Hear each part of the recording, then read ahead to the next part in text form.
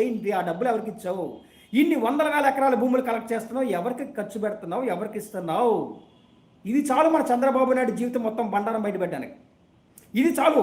మనం ఎప్పుడైతే social media platforms ఎక్కువ మంది పెట్టి ఎప్పుడైతే మాట్లాడడం స్టార్ట్ అవుతామో ఒక్కొక్క రాజకీయ నాయకుడికి కింద గజగజ వణుకుతూ ఉంటాయండి. ఆ వణుకుడు స్టేజ్ రావాలి. మనం ఎందుకైతే అడగట్లేదో, మనం ఎప్పుడైతే మన ఆలోచనని మనం ఎప్పుడైతే చెప్పట్లేదో, మనసులో పెట్టుకొని మనకు రావట్లేదు, మనకు ఎవరు చూడట్లేదు, మన వల్ల కావట్లేదు ఎప్పుడైతే అనుకుంటూ ఉంటామో అది ఎప్పటికీ అలా ఉండిపోద్దండి. అది అది మన బీసీలు ఎక్కువ చేస్తారు. నేను మళ్ళీ చెప్తున్నాను, బీసీ వర్గాల్లో ఉన్న ప్రతి సోదరుడికి కూడా చెప్తున్నాను, మన బీసీ వర్గాల్లో ఉన్న ప్రతి సోదరుడికి కూడా మీరందరూ యూట్యూబ్ ఛానల్స్ పెట్టండి.